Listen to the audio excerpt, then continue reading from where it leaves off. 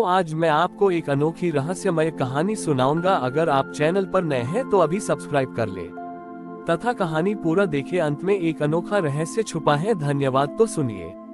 अनादिकाल में ब्रह्मांड में एक ऐसी स्थिति उत्पन्न हुई जहां वास्तविक और आभासी के बीच भ्रम फैल गया। प्राणी भौतिक संसार वास्तविक को छोटे ओछ मानने लगे और केवल मानसिक कल्पनाओं आभासी में ही जीना पसंद करने लगे। ये भ्रम इतना प्रबल था कि मनुष्य अपने घरों में काम करना छोड़कर केवल अत्यधिक कल्पना और दिव्य स्वप्नों में लीन रहते थे।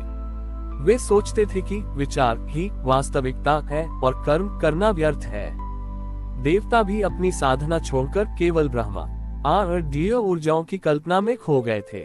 इस आभासी प्रेम के कारण भौतिक सृष्टि फिजिकल क्रिएशन का संतुलन बिगड़ने लगा। खेत जोते नहीं जा रहे थे, यज्ञ नहीं हो रहे थे और कर्म का महत्व समाप्त हो गया था। देवराज इंद्र, जो सृष्टि के भौतिक संतुलन के लिए जिम्मेदार थे, अत्यंत चिंतित हुए और भगवान विष्णु के पास पहुँचे। इंद्र ने कहा, हे अच्युत, ये भ्रम प्राणियों को जड़ बना रहा है। वे अपनी कल्पनाओं को इतना महत्व दे रहे हैं कि उन्हें सामने मौजूद सत्य दिखाई नहीं दे रहा। उन्हें ये बोध नहीं है कि वास्तविकता ही कल्पना का आधार है। कृपया हमें इस मानसिक पलायन से मुक्ति दिलाएं। भगवान विष्णु ने ये सब सुना। उन्होंने समझा कि प्राणियों को कल्पना छोड़नी नहीं है, बल्कि उसे वास्तविकता में उतारने की शक्ति सिखानी है। विष्णु जी ने इस बार अपने मस्तक पर स्थित तिलक को छुआ और उससे कर्म संयोजन नामक एक अत्यंत भारी परंतु सूक्ष्म गुरुत्वाकर्षण बल निकाला। ये बल कोई दंड नहीं था, बल्कि भौतिकता की अनिवार्यता की भावना थी। विष्णु जी ने उस बल को ब्रह्मांड में, विशेषकर उन स्थानों पर फैला दिया जहां प्राणी कल्पनाओं में खोए हुए थे। जैसे ही वह कर्म संयोजन का गुरुत्वाकर्षण बल प्राणियों के चित्त में पहुंचा, उन्हें कोई तर्क या विचार नहीं मिला। इसके बजाय जब वे अपनी दिव्य कल्पना में लीन होते, तो अचानक उन्हें एक तीव्र शारीरिक बेचैनी महसूस होती थी। ये बेचैनी उन्हें ये सोचने के लिए मजबूर करती थी, मेरी यह महान कल्पना, यदि मैं इसे भौतिक रूप में नहीं उतारूंगा तो इसका क्या मूल्य है। यह विचार तभी सत्य बनेगा जब यह मेरे हाथों द्वारा कर्म में बदलेगा। उदाहरण के लिए, तारांकन, एक महान कलाकार जो अपने मन में सबसे सुंदर मूर्ति की कल्पना कर रहा था, उसे अचानक ये बेचैनी महसूस हुई कि बिना छेनी उठाए ये कल्पना कभी पूर्ण नहीं होगी। उसने तुरंत काम करना शुरू किया। तारांकन, एक वैज्ञानिक जो एक महान सिद्धांत की कल्पना कर रहा था, उसे अचानक ये बेचैनी महसूस हुई कि बिना प्रयोग किए ये सिद्धांत केवल एक स्वप्न है। उसने भौतिक उपकरणों पर काम शुरू किया। तारांकन, एक साधक जो परम सत्य की कल्पना कर रहा था, उसे अचानक ये बेचैनी महसूस हुई कि साधना, दान और सेवा जैसे कर्म के बिना ये कल्पना केवल स्वार्थ है। इस कर्म संयोजन बल ने कल्पनाओं को व्यर्थ पलायन से मुक्त किया और उन्हें रचनात्मक शक्ति में बदल दिया। प्राणी अब भी कल्पना करते थे, पर उस कल्पना को वास्तविक जीवन का लक्ष्य मानकर तुरंत उसे कर्म में उतारने लगते थे। उन्हें समझ आया कि कल्पना स्वप्न की, कर्म वास्तविकता का बीज है और कर्म ही वह मिट्टी है जहां वह बीज फलता है। भगवान विष्णु ने इंद्र से कहा, इंद्र, मैंने उन्हें स्वप्न देखने से नहीं रोका। मैंने उन्हें केवल ये सिखाया कि सच्चा स्वप्न वह है जो तुम्हें बिस्तर से उठा दे। वास्तविकता और आभास के बीच का सेतु कर्म है। कल्पना तभी सार्थक होती है जब वह भौतिक जगत में आकार लेती है।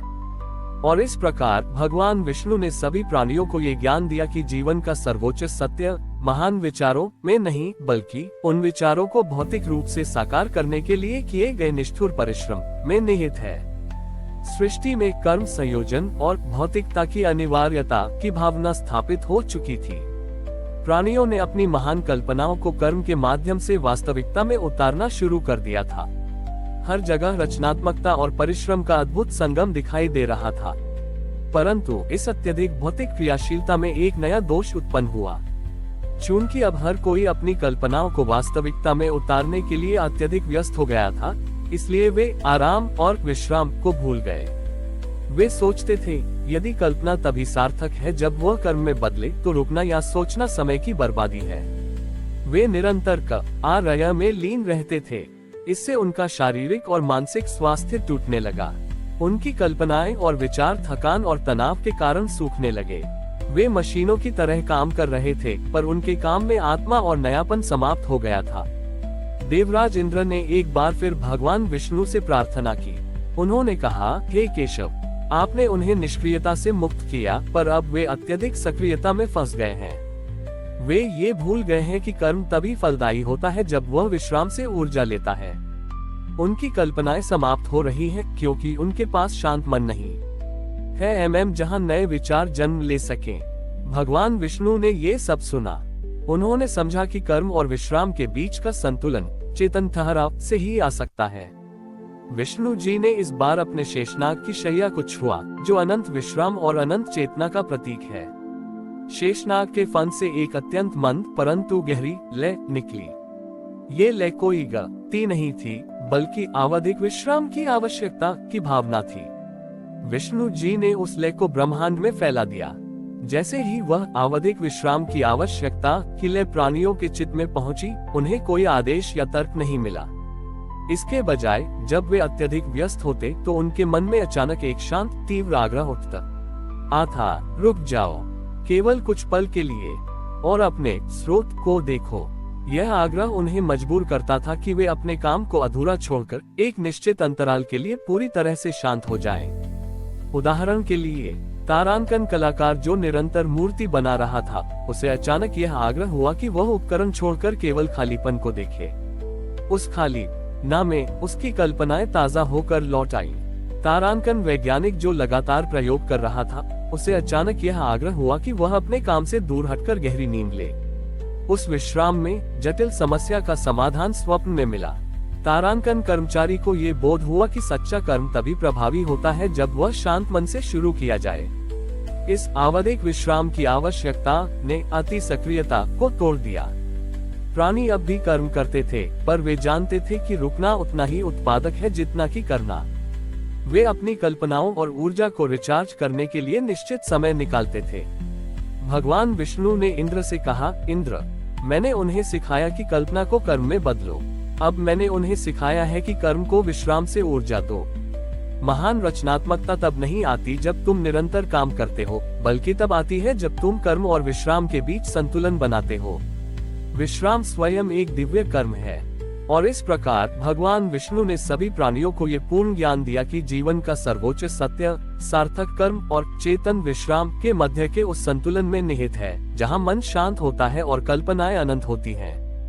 हमारी और भी आध्यात्मिक एवं अनोखी कहानियां देखने के लिए हमारे चैनल पर जाएं तथा धार्मिक एवं पौराणिक अनोखी कहानियां हमारे चैनल पर है।